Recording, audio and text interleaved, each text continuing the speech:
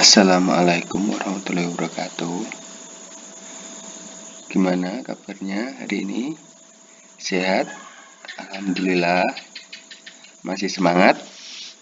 Di pertemuan hari ini, di pembelajaran pendidikan Pancasila dan kewarganegaraan, kita masih dalam pembelajaran daring untuk kelas 11 di semester Gasal Pendidikan Pancasila dan Kewarganegaraan, masuk ke pembahasan sistem pemerintahan di Indonesia atau masuk di bab 2. Dalam sistem pemerintahan Indonesia ini ada beberapa subbab yang harus kalian pelajari.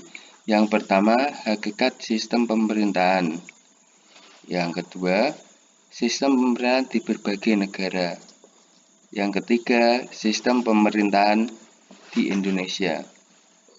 Itu ada 3 subbab yang harus kita pelajari. Di pertemuan hari ini kita akan membahas hakikat sistem pemerintahan di subbab yang pertama. Sistem pemerintahan berasal dari 2 kata, yaitu sistem dan pemerintahan.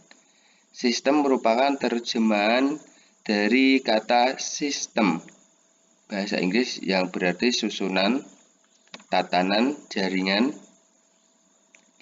atau cara. Sementara pemerintahan berasal dari kata perintah. Perintah itu sendiri adalah perkataan yang bermakna menyuruh melakukan sesuatu. Atau perintah juga ada mengandung arti pemerintah, itu beda lagi. Pemerintah adalah kekuasaan yang memerintah suatu wilayah, daerah, atau negara.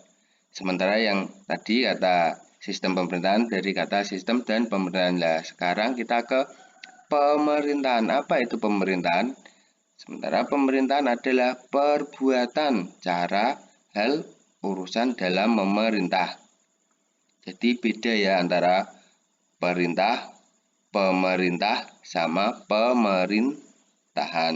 Kalau pemerintahan itu cara atau perbuatannya. Nah, apa itu pengertian sistem pemerintahan? Sistem pemerintahan adalah suatu tatanan utuh yang terdiri atas berbagai komponen yang saling bergantung, bekerja, dan mempengaruhi dalam mencapai tujuan dan fungsi pemerintahan.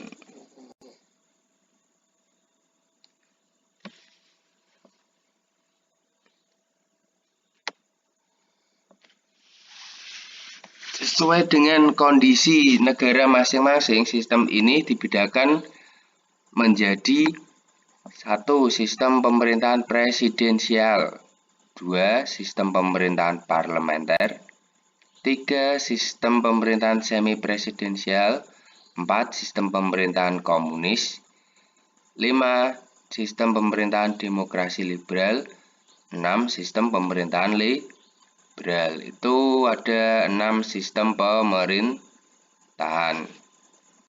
Sekarang yang kita bahas adalah sistem pemerintahan presidensial. Merupakan sistem pemerintahan di mana kepala pemerintahan dipegang oleh presiden dan pemerintah tidak bertanggung jawab kepada parlemen. Negara yang menerapkan sistem pemerintahan itu yang kalian tahu siapa? Yang kepala negaranya adalah presiden, ya. Yang pertama yang kalian tahu Indonesia. Yang kedua, Amerika Serikat itu juga menerapkan sistem pemerintahan presidensial. Yang ketiga ada lagi Mesir, itu juga menerapkan sistem pemerintahan presidensial. Kita ke ciri-ciri sistem pemerintahan presidensial. Dalam penyelenggaraan negara berada di tangan presiden. Yang kedua, presiden sebagai kepala negara dan kepala pemerintahan. pemerintahan yang dipilih melalui pemilu atau suatu dewan majelis.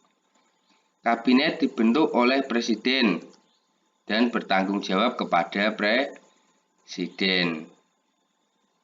Selanjutnya, presiden tidak dapat membubarkan parlemen. Parlemen memiliki kekuasaan legislatif yang dipilih oleh rakyat.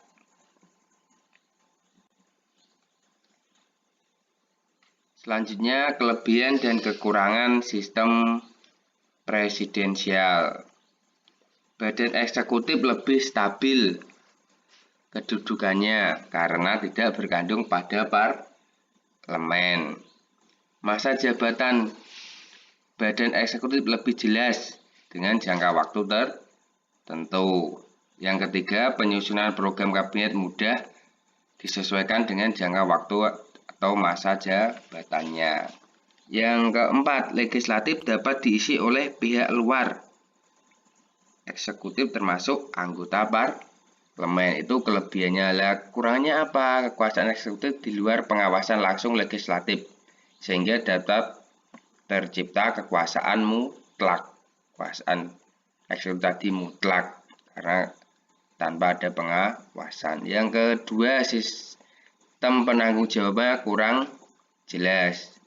Yang ketiga, pembuatan keputusan atau kebijakan publik umumnya hasil tawar-menawar antara eksekutif dan legislatif, sehingga dapat mengakibatkan keputusan tidak tegas dan memakan waktu. Itu kelebihan sama kekurangan. Kita masuk ke yang kedua, sistem pemerintahan yang ada tadi, yaitu parlemen. Sistem pemerintahan parlemen merupakan sistem pemerintahan di mana parlemen memiliki peran penting dalam pemerintahan. Itu parlemen. Negara yang menerapkan sistem parlemen itu ada apa saja? Yang pertama, Inggris, atau bisa dikenal dengan Mother of Parliament karena Inggris merupakan negara yang menerapkan sistem parlemen secara ideal sehingga disebut atau mendapat julukan induk parlemen. Yang kedua, Prancis. Yang ketiga, India. Itu negara-negara yang menerapkan sistem pemerintahan parlemen.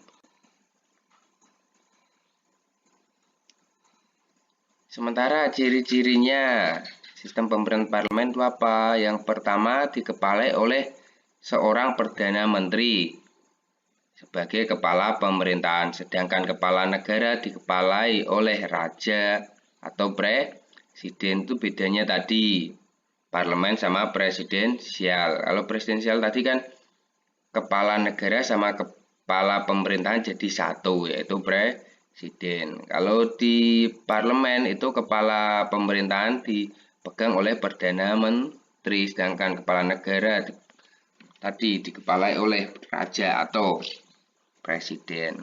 Yang kedua, parlemen adalah satu-satunya badan yang anggotanya dipilih langsung oleh rakyat melalui pemilu. Itu parlemennya ya. Kalau tadi kan di pemerintahan presidensial itu presidennya, kepala negaranya. Yang ketiga, anggota parlemen berasal dari partai yang mendapat kursi dalam pemilu atau pemilihan umum. Yang keempat, kabinet bertanggung jawab kepada parlemen. Yang kelima, kepala negara bukan kepala pemerintahan.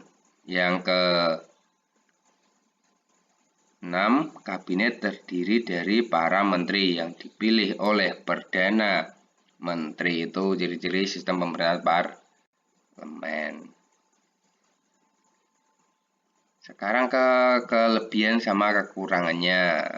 Kalau kelebihannya, pembuatan kebijakan dapat ditangani secara cepat karena mudah terjadi penyesuaian pendapat antara legislatif dan eksekutif. Yang kedua, terdapat kejelasan garis tanggung jawab dalam pembuatan dan pelaksanaan kebijakan publik. Yang ketiga, terdapat pengawasan yang kuat dari parlemen terhadap kabinet sehingga kabinet menjadi berhati-hati dalam menjalankan pemerintahan. Sementara kekurangannya apa? Yang pertama, kedudukan badan eksekutif sangat tergantung pada mayoritas dukungan parlemen, sehingga sewaktu-waktu kabinet dapat dijatuhkan oleh parlemen. Yang kedua, masa kuasa kabinet belum tentu berakhir sesuai masa jabatan, karena sewaktu-waktu kabinet dapat dibubarkan. Kabinet dapat mengendalikan parlemen.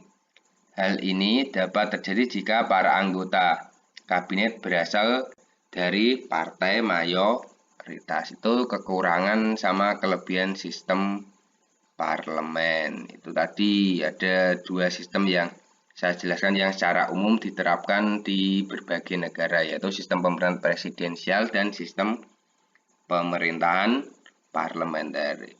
Sampai di sini dulu pembahasan subbab yang pertama, yaitu mengenai hakikat sistem pemerintahan. Nanti ke selanjutnya, pertemuan selanjutnya kita bahas subbab yang kedua ya.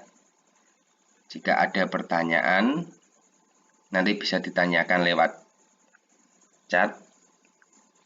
Kurang lebihnya mohon maaf. Selamat belajar. Tetap jaga kesehatan, ikuti protokol kesehatan, pola hidup sehat, makan makanan bergizi, dan selalu olahraga. Terima kasih. Assalamualaikum warahmatullahi wabarakatuh.